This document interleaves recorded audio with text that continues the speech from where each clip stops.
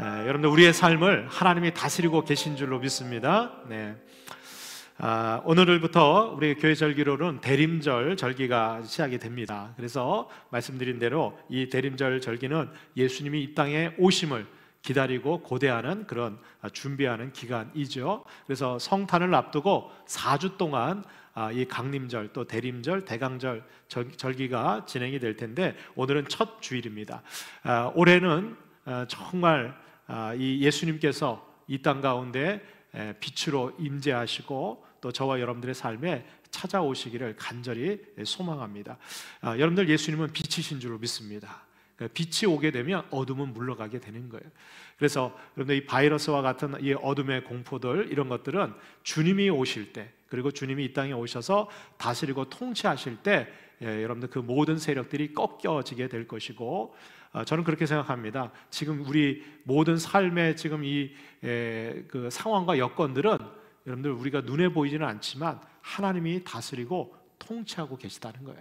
그런데 아직도 원수마귀 사탄과 악한 영들의 세력들이 여러분들 이 세상을 어떻게 해요?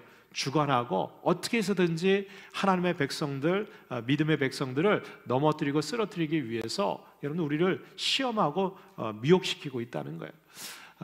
오늘 우리가 이 대림절 절기에 세상에 빛으로 오신 예수 그리스도를 기다리는 이 절기에 예수님이 우리 가운데 다시 찾아오시고 임재하시게 되면 우리의 삶에는 어떠한 삶의 변화가 나타날 것인가, 오늘 예레미야서 말씀을 갖고 우리가 함께 상고해 보려고 해요. 왜냐하면 왜 우리가 이 시기에 예수님을 기다려야 되는가, 왜 예수님의 강림이 우리의 삶의 유일한 희망이 되는가, 말씀을 통해서 우리가 분명히 깨달아야 하지만 그 기다리는 이유가 정당하게 된다는 거죠.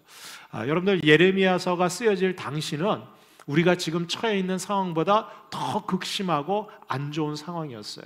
알다시피 여러분들 예레미야 선자는 남유다 왕국이 멸망해 가는 마지막 시대 때 활동했던 선지자가 바로 예레미야 선지자입니다.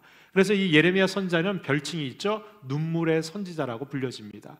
왜냐하면 이 예레미야 선지자가 예레미야서 그 선지서뿐만 아니라 예레미야 애가 슬픔의 노래라고 하는 이 예레미야 애가까지 지어서 오늘 성경에 기록되어져 있습니다. 이 애가는 슬픔의 노래예요. 그래서 그 예레미야 애가에 보면 이 나라가 멸망해 가고 극심한 위기와 고통 가운데 있었던 유다 백성들을 보면서 예레미야 선지자가 눈물을 흘려요. 우리가 하나님 앞에 우상 숭배하고 하나님 뜻대로 온전히 생활하지 않음으로 인해서 하나님의 준엄한 징계와 심판이 이 남유다 왕국에 임하게 되었어요. 그래서 바벨론이라고 하는 이방 나라가 일어나서 이 남유다 왕국을 멸망시키게 됩니다. 그 극심한 혼란과 위기와 극심한 고통 가운데 있을 때 이 예레미야 선지자가 하나님 앞에 눈물로 기도해요. 그때 하나님께서는 이 예레미야 선지자에게 지금은 나라가 멸망당하고 그리고 극심한 고통 가운데 이스라엘 백성들은 포로로 잡혀가서 70년 동안 그 수많은 절망 가운데 지내게 될 것이지만 그것이 끝이 아니라는 거예요. 오늘 하나님께서는 예레미야 선지자를 통해서 나라가 멸망해 가는 이 남유다 왕국에 있는 이스라엘 백성들을 향해서 소망과 희망의 메시지를 주고 계십니다. 그 소망과 희망의 메시지가 바로 뭐냐? 내가 다윗의 후손 가운데 한 의로운 가지가 나타나게 할 것이다. 공의로운 하나님의 가지가 나타나게 할 것인데 이 공의로운 가지가 나타나게 되면 온 세상을 하나님의 공의로 다스리고 통치하는 시기가 오게 된다는 거예요. 이 역사적으로 이 예레미야 선지자를 통해서 주신 이 예언의 말씀은 바로 고레스 왕의 출현을 의미합니다. 그래서 이스라엘 백성들이 바벨론 포로로 70년을 지내고 나서 하나님께서는 이 고레스 왕을 세우셔서 이스라엘 백성들을 포로에서 귀환시켜요. 그리고 황폐하게 되었던 이 예루살렘과 이스라엘 땅을 회복시키는 놀라운 역사를 허락하십니다. 그러나 이 메시지는 궁극적으로 고레스 왕을 통해서 이루어지는 것이 아니라 바로 이 다윗의 후손 가운데 이 땅에 메시아로 오실 예수 그리스도의 탄생을 의미하고 있다는 거예요. 그래서 예수님께서 이 땅에 다윗의 후손 가운데 의로운 가지로, 그래서 하나님의 공의를 실현하는 메시아로 이 땅에 오실 때 이 이스라엘 백성들에게 주시는 놀라운 축복과 은혜를 오늘 예레미야 선지자를 통해서 예언해주고 있다는 거예요. 여러분들, 예레미야 선지자 때부터 예수님이 탄생하시기까지는 수백 년이라고 하는 시간의 격차가 있어요. 그러나 하나님의 약속의 말씀은 여러분들 그 시간에 구애받지 않고 반드시 이루어지고 성취되게 되는 줄로 믿습니다. 저는 오늘 이 시간 2000년 전에 이 땅에 오신 예수 그리스도가 온 인류 가운데, 특별히 이스라엘 백성들 가운데 행하셨던 하나님의 공의가 저와 여러분들의 삶에도 나타나고 이루어질 수 있기를 주님의 이름으로 축복합니다. 자, 그렇다면 우리가 성탄을 기다리는 이 절기에, 그리고 이 성탄을 통해서 예수 그리스도께서 저와 여러분들을 심령 가운데, 우리 가정 가운데, 우리 교회 가운데, 그리고 이 땅 가운데 주님께서 나타나셔서 공의를 실행하시면 여러분, 우리의 삶은 어떤 변화가 나타날까요? 그 첫 번째 변화가 바로 뭐냐? 살 길이 열리는 그런 놀라운 역사가 우리에게 주어지게 된다는 거예요. 할렐루야. 여러분, 오늘 16절 말씀해 보니까 그날에 그랬어요. 그날이 언제입니까? 주님이 이 땅에 오셔서 예수 그리스도가 메시아로 탄생하셔서 하나님의 공의를 이 땅에 펼치시고 실행하시는 그날이에요. 그래서 여러분들, 하나님께서 예수 그리스도를 통해서 이 땅을 다스리고 통치하는 그날에 어떤 일이 일어납니까? 유다가 구원을 받게 된다는 거예요.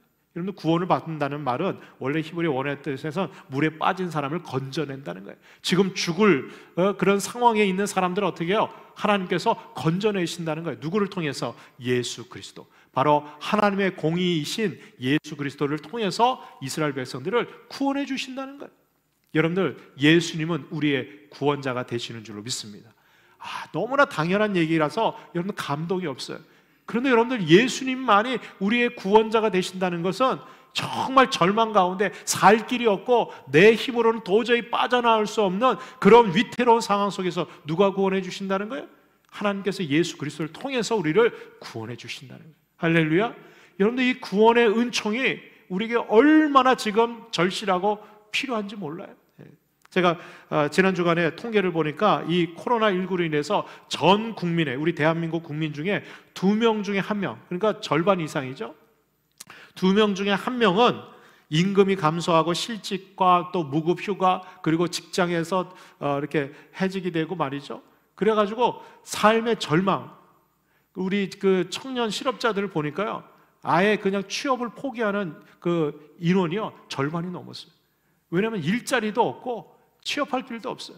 제가 어떤 한 청년이 기고한 글을 보면서 가슴이 너무 아팠어요. 이 친구는 명문대, 우리가 알면 일만 되면 아는 명문대를 졸업하고 행정고시를 준비하기 위해서 3년 동안 고시원에서 열심히 했어요.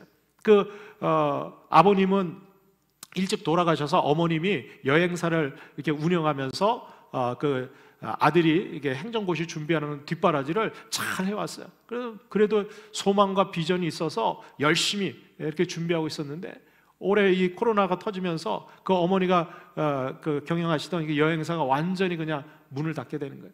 그러니까 이 생계를 책임질 수 있는 사람이 없어요. 그 행정고시 준비하는 걸 포기하고 그냥 막노동판에 가서 일을 하는 거예요. 아무런 소망이 없는 거예요. 지금 어떻게든지 그냥 이 상황을 그냥 버텨나가는 거예요. 그러면서 지금 이제 당신의 소망이 뭡니까? 행정고시 합격하는 게 아니라 지금 빚진 거, 그리고 어머니하고 지금 이 삶을, 이 생계를 잘 어떻게든지 버텨서 이 위기들을 지나는 거, 이게 빨리 끝나기를 바란다는 거예요. 그리고 어머니도 직장이나 일이 회복되기를 바라는데 이제는 뭐 전혀 소망이 없다는 거예요. 여러분들, 우리 주변에 보면, 지금 우리 성도님들 가운데서도 이런 절망스러운 삶에 지금 위치해 있는 분들도 많이 계실 것 같아요. 제가 들리는 소식, 또 우리 주변에 정말 어려운 교회들 이런 이야기들을 들어보면 내년도 계획을 세울 수가 없대요. 저도 지금 당회를 앞두고 내년도 목회 계획을 위해서 기도하고 하는데 정말 막막해요. 이 코로나 상황이 백신이 개발되고 우리가 접종되고 이 상황이 종식되기까지는 늦어도, 여러분들 빨라도 내년 여름은 지나야 돼요. 내년 연말까지는 이 상황이 계속 간다고 생각해야 돼요. 그러니까 여러분들, 괜한 희망을 이게 가질 필요 없어요. 이렇게 현실을 명확하게 봐야 돼요. 여러분들 이 어려운 상황, 이 절망적인 상황 내년까지 간다고 봐야 돼요. 그렇다면 우리가 단단히 준비해야 돼요. 근데 어떻게 준비해야 되느냐? 다른 거 없어요.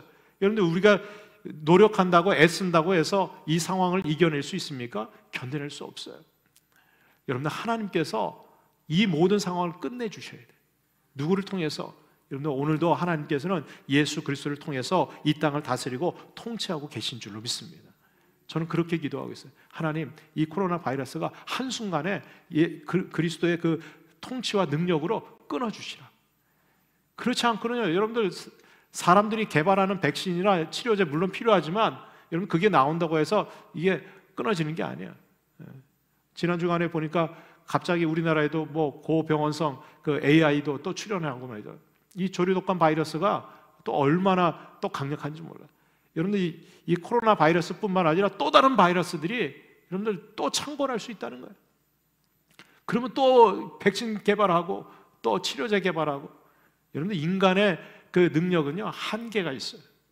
그러나 우리 하나님께서 한 번 행하시면 여러분들 우리 주님께서 공의를 한 번 실행하시면요 여러분들 한순간에 그 모든 것이 끝나버리게 되는 거예요. 여러분들 우리는 그런 믿음을 갖고 소망을 가져야 돼요. 저는 이 상황을 어떻게 우리가 타개할 수 있을까? 길이 없어요. 오직 우리 주님께서 우리에게 살 길을 열어주셔야 되는 거예요. 여러분들 우리가 절망 가운데 있고 정말 내가 벗어날 수 없는 그런 위기 상황에 있는 분이 있다면 여러분 그분들에게 오직 예수 그리스도께서 공의를 통해서 살 길을 열어주시기를 주님의 이름으로 축복합니다. 저는 반드시 우리 하나님께서 우리 예수님을 통해서 그런 역사와 은혜를 허락해 주실 줄로 믿습니다. 여러분 로마서 11장 26절에 보니까 그리하여 온 이스라엘이 구원을 받으리라 그랬어요. 여러분들 누가 구원을 받느냐? 하나님이 택한 백성들이 구원받는 거예요. 여기 보면 온 세상을 하나님이 다 구원하시겠다 이렇게 말씀하지 않았어요. 유다가 구원을 받을 것이고 온 이스라엘이 구원을 받을 것이다 이렇게 말씀하고 있어요. 여러분들 온 세상 속에서 하나님께서 구원의 은혜를 베풀어 주시는 대상은 누구냐? 예수 그리스도를 믿음으로 영접한 하나님의 백성들만 구원해 주신다는 거예요. 여러분들 이 사실을 깨달아야 돼요. 저와 여러분들은 여러분들 하나님께서 살 길을 열어주시고 구원해 주신 하나님의 백성인 줄로 믿습니다. 두 번째로 여러분들 예수님께서 이 땅에 오셔서 공의를 실행하실 때 여러분들 우리는 마음 놓고 살게 된다는 거예요. 평안한 마음으로 우리가 살아갈 수 있게 된다는 거예요. 오늘 16절 말씀해 보니까 예루살렘이 안전히 살 것이다 그랬어요. 여러분들 살 길이 열렸는데 여러분들 또 보니까 또 위기가 있고 또 어려움이 있고 또 고통이 있고 또 다른 바이러스가 나타나면 여러분들 그 삶이 진정으로 구원받았다고 얘기할 수 있을까요? 아니요. 여러분들 진정한 구원은 다시는 걱정 근심이 없는 거예요. 다시는 죽음의 공포가 없는 것이에요. 여러분들 우리 주님께서 우리에게 주시는 구원은 여러분들 편안하게 사는 거예요. 다시는 마음 졸이지 않고 그런 모든 그런 걱정과 위협으로부터 벗어나게 하신다는 거예요. 그날에 유다가 구원을 받겠고 예루살렘이 안전히 살 것이다 그랬어요. 여러분 우리 하나님께서는 저와 여러분들을 위해서 안전하게 살 수 있는 보호하심을 예비해 두고 계신 줄로 믿습니다. 우리가 그걸 어떻게 할 수 있을까요? 여러분 우리 눈에는 보이지 않아요. 이게 언제 끝날까? 우리가 과거로 돌아갈 수 있을까? 과거로는 못 돌아가요. 그러나 하나님께서는 저와 여러분들을 위해서 새로운 세상을 예비해 두고 계신 줄로 믿습니다. 여러분들 우리는 늘 하나님께서 우리를 위해서 예비해 두신 미래를 바라보셔야 돼요. 많은 분들이 과거의 일상으로 돌아갈 수 있을까? 자꾸 그 생각만 해요. 여러분들 과거의 일상으로는 우리는 다시는 돌아갈 수 없어요. 여러분 우리 하나님은요 역사를 뒤로 이렇게 되돌리는 때가 없어요. 하나님은요 역사를 어떻게 해요? 미래로 열어가시는 거예요. 새로운 역사를 열어가시는 거예요. 여러분들 우리에게 하나님께서 예비해 두신 그런 미래는 어떤 미래입니까? 지금보다 더 극심한 그러한 상황과 어려움이 아니라는 거예요. 여러분 하나님께서 저와 여러분들을 위해서 예비해 두신 미래는 우리가 안전히 살 수 있는, 정말 마음 놓고 살 수 있는 그런 삶을 예비해 두고 계신 줄로 믿습니다. 그때까지 우리는 어떻게 해요? 믿음을 잃지 않고 소망 가운데 살아가야 된다는 거예요. 지난달 그 10월 말 기준으로 이 코로나 블루 현상이 아주 극심하게 확산되고 있습니다. 우리나라 국민들 가운데 61%가 올해 들어서 최고 수준으로 불안감을 가지고 있다는 거예요. 내년까지 어떻게 될까?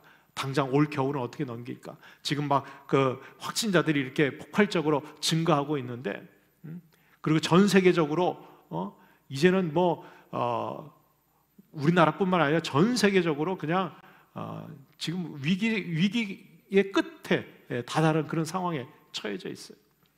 그러니까 사람들이요, 이게 잠도 요새는 못 주무시는 분들이 꽤 있더라고요. 불면증 환자들부터 시작해서 마음이 불안하고 초조하고, 그래서 이게 신체로 이렇게 병으로 발견되는 분들도 많이 계신 것 같아요.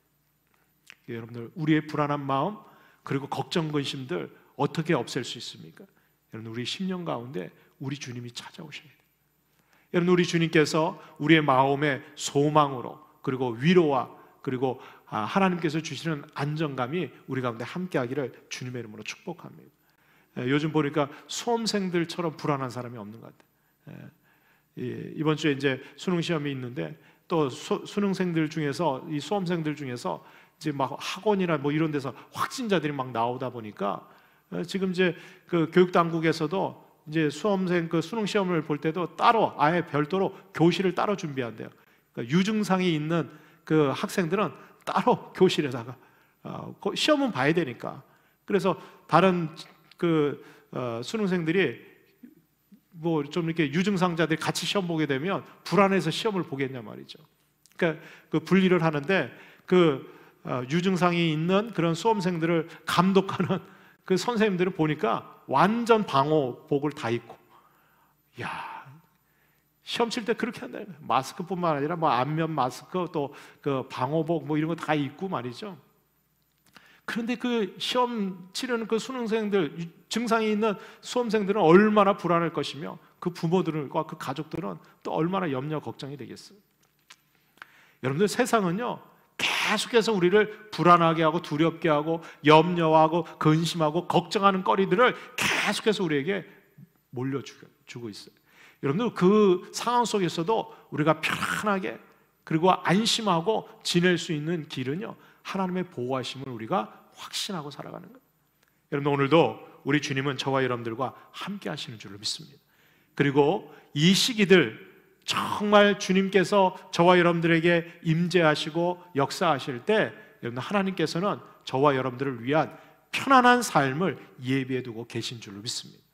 여러분들, 에스겔서 28장 26절 말씀에 보면, 그들이 그 가운데에 편히 살면서 집을 건축하며 포도원을 만들고 그들의 사방에서 멸시하는 모든 자를 내가 심판할 때 그들이 평안히 살며 내가 그 하나님 여호와인 줄을 그들이 알리라 그랬어요.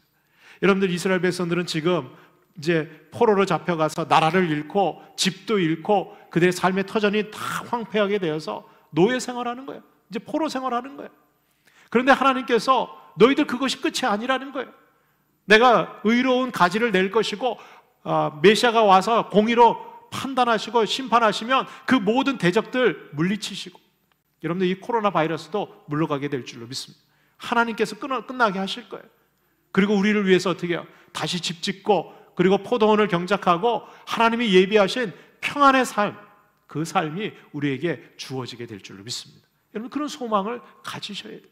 왜? 여러분, 그 소망이 우리 예수 그리스도 안에 있어요. 그래서 우리가 그 주님을 기다리는 거예요. 여러분들, 주님이 여러분들 이 땅에 다시 강림하실 때는 새 하늘과 새 땅이 주어질 거예요. 우리가 한 번도 이 땅에서 경험하지 못했던, 여러분들, 주님이 이 땅에 다시 오실 때는 우리의 눈에서 모든 눈물을 다 닦아주실 거예요. 다시는 애곡하거나 곡하거나 아픈 것들, 병드는 것들, 죽는 것들 다 없어질 거예요. 영원한 평안과 안식이 저와 여러분들에게 임하게 될 줄로 믿습니다. 마지막 세 번째로, 예수님이 공의를 실행하시면 여러분들, 세상에서 우리가 자랑하면서 예수님을 자랑하고 우리의 믿음을 자랑하면서 살아갈 날이 오게 된다는 거예요. 여기 오늘 16절에 보면, 이 성은 여호와는 우리의 의라는 이름을 얻으리라 그랬어요. 여러분들, 지금 예루살렘 성은 황폐하게 되고 이스라엘 나라는 멸망당하고 그들은 수치와 모욕 가운데 포로로 잡혀가는 거예요. 이방인들의 짓밟혀가지고 오히려 하나님의 백성이라고 하는, 하나님의 선민이라고 하는 이 이스라엘 백성들이요, 수치와 모욕의 거리가 됐어요.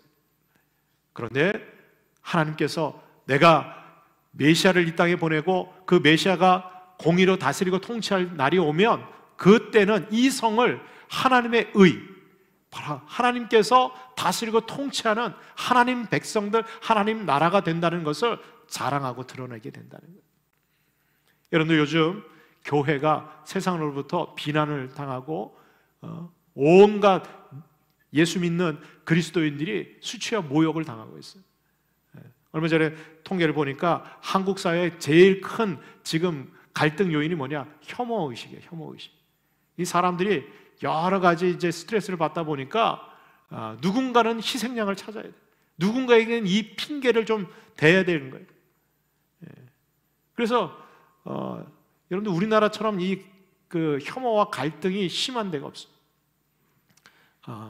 성차별로부터 시작해서 인종차별, 성소수자 또 여러 가지 그 차별과 이런 혐오들이 얼마나 많은지 한국 사회에 있는 모든 사람들이 이 혐오가 너무 심각하다. 대부분의 국민들이 다 그렇게 생각하고 있어요. 더군다나 여러분들 요즘은 종교에 대해서도 이 혐오 의식들이 얼마나 커지고 있는지 몰라요. 직업별로도 그런 갈등들이 심화되고 있고. 그런데 여러분들 이것이 끝이 아니라는 거예요.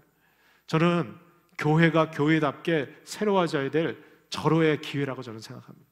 우리 믿는 자들이 이럴 때 정말 그리스도인의 삶이 무엇인지 보여줄 수 있는 때라고 저는 생각해요. 세상 사람들이 서로 증오하고 미워하고 혐오할 때, 여러분 이럴 때일수록 우리 그리스도인들이 주님의 사랑으로 사랑을 실천하고 남들이 돌아보지 않고 오히려 분쟁과 갈등 가운데 어떻게 해서든지 자기 살려고 말이죠, 남을 짓밟고 일어서는 이때에 여러분들 우리 교회가, 우리 그리스도인들이 그렇게 짓밟히고 넘어지고 쓰러지는 자들을 어떻게 해요? 가서 위로해주고 이렇게 세워주고 그리스도의 사랑을 베풀 때, 여러분들 세상에 정말 교회가 교회답게 세워질 수 있는 저는 그런 때가 지금 왔다고 생각해요. 다들 어려울 때 교회만큼은, 다들 절망하고 혐오하고 갈등할 때 우리 그리스도인만큼은 그리스도의 사랑으로 실천하고 살아가야 될 때예요. 여러분들 캄캄하고 어두울 때일수록 별이 더 빛나는 거예요. 다 서로 잘 되고 다 좋을 때는 여러분들 누구나 베풀고 나눌 수 있는 삶을 살 수 있어요. 그러나 정말 절망스럽고 어렵고 하루하루가 위태롭게 지낼 때 그때 베풀고 나누는 삶이 진짜 그리스도의 사랑을 실천하는 때라고 저는 믿습니다. 여러분 지금처럼 교회가 욕먹고 그리스도인들이 나 예수 믿는 사람이라고 밝히기가 꺼려지는 이때일수록 여러분 우리는 더 당당하게 우리가 하나님의 사랑과 하나님의 공의를 실현하고 나타내야 될 줄로 믿습니다. 저는 그러한 자들, 그러한 교회, 그러한 성도들에게 오늘 하나님께서 그래, 네가 어려울 때 나를 자랑하고 증거하고 고백했던 거 우리 하나님이 다 기억하시고 주님 다시 이 땅에 오실 때 어떻게 해요? 저와 여러분들을 자랑하실 거예요. 그 어려운 상황 속에서도 믿음을 잃지 않고 나의 뜻과 나의 사랑을 실천하고 드러냈던 하나님의 백성들 우리 주님께서 다 드러내실 거예요. 근데 여러분들 주님이 재림하실 때 그렇게 말씀하셨어요. 내가 고난당하고 내가 수치당할 때 너희들 나를 부끄러워하고 나를 감추고 나를 숨겼다? 여러분 우리 주님도 우리를 부끄러워하신다는 거예요. 여러분들 이럴 때일수록 여러분 우리가 세상에서 나는 그리스도인이라고, 나는 예수 믿는 하나님의 백성이라고 그러면서 어떻게 해요? 작은 예수의 향기와 모습을 저와 여러분들이 드러낼 수 있기를 주의 이름으로 축원합니다.